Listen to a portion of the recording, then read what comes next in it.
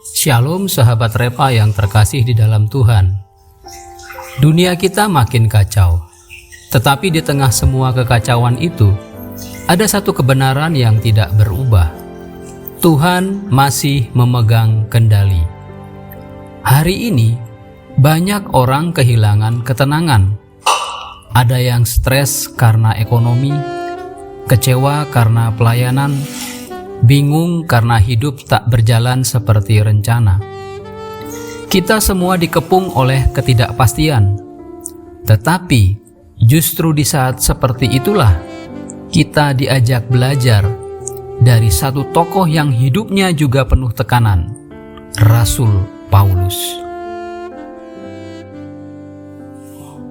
Di kota Yerusalem, Rasul Paulus berdiri di hadapan para pemimpin agama dan pejabat Romawi.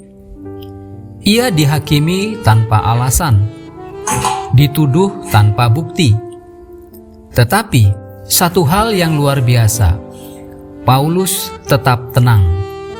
Bukan karena situasinya mudah, tapi karena ia tahu hidupnya di tangan Tuhan. Ketika diserang, Paulus tidak membalas dengan emosi. Ketika disalahpahami, ia menjawab dengan hikmat. Dan saat ia sendirian di penjara, Tuhan sendiri datang kepadanya dan berkata, "Kuatkanlah hatimu, sebab seperti engkau telah bersaksi di Yerusalem, engkau juga harus bersaksi di kota Roma." Tuhan tidak berkata, "Aku akan bebaskan kamu sekarang," tetapi ia berkata, "Aku masih punya rencana untukmu." Artinya, selama Tuhan belum selesai, hidup kita belum berakhir. Sahabat, Paulus bisa tenang bukan karena semua baik-baik saja, tetapi karena dia percaya Tuhan masih memegang arah hidupnya. Ketenangan sejati bukan tentang situasi tanpa badai, tetapi dengan hati yang tetap percaya di tengah badai. Kali ini kita belajar 3 hal. Yang pertama, Tuhan berdaulat di tengah kekacauan dunia. Rasul Paulus diadili oleh sistem yang tidak adil. Orang Romawi bingung, Sanhedrin marah. Tetapi Lukas menulis kisah ini dengan detail agar kita sadar tidak ada kekacauan yang melampaui kendali Tuhan. Kadang Tuhan tidak menghapus kekacauan itu, tetapi Ia menenun rencananya dari dalam kekacauan itu. Kalau hari ini kamu merasa hidupmu seperti diadili oleh keadaan, ingat, Tuhan masih duduk di tahta. Ia tidak sedang bingung. Ia tetap bekerja dengan cara yang tidak kita lihat. Pelajaran yang kedua, Tuhan memberi hikmat di tengah tekanan. Rasul Paulus tidak meledak-ledak. Ia tidak menyerang balik. Ia justru memakai hikmat untuk menegaskan inti imannya, yaitu kebangkitan Kristus. Ketenangannya membuka ruang bagi hikmat Roh Kudus bekerja. Orang yang panik sulit mendengar suara Tuhan, tapi orang yang tenang bisa melihat jalan Tuhan dengan jelas. Sebelum kamu bereaksi terhadap sebuah masalah, berhentilah sebentar.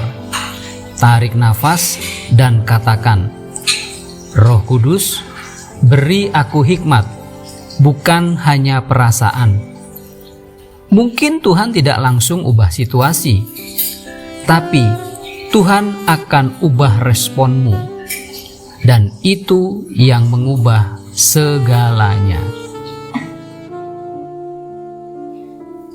Pelajaran yang ketiga, Tuhan hadir dan menguatkan di tengah malam gelap.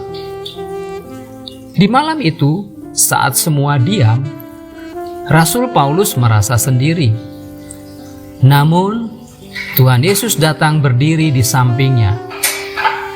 Kata berdiri di dekatnya dalam bahasa Yunani mempunyai arti hadir untuk meneguhkan, bukan sekedar menyapa. Begitu juga dengan kita. Ketika tidak ada lagi yang bisa menolong, Tuhan Yesus tidak hanya menonton dari surga. Ia berdiri di sampingmu dan berkata, "Kuatkanlah hatimu. Kamu tidak sendirian. Tuhan tahu perjuanganmu. Dan selama Dia masih berdiri di sisimu, tidak ada malam yang terlalu gelap." Mari kita berdoa. Tuhan Yesus, kami mau belajar seperti Rasul Paulus, tetap tenang di tengah badai, karena kami tahu Engkau memegang kendali. Ajari kami untuk percaya, bukan panik, untuk berdiam diri, bukan menyerah, untuk kuat, bukan karena kami mampu, tetapi karena Engkau berdiri di sisi kami. Di dalam nama Tuhan Yesus kami berdoa. Amin. Sahabat, jikalau renungan ini menjadi berkat buatmu, bagikan kepada orang-orang yang kamu kasihi, agar mereka juga menerima dan menjadi berkat. Tuhan Yesus memberkati. Amin.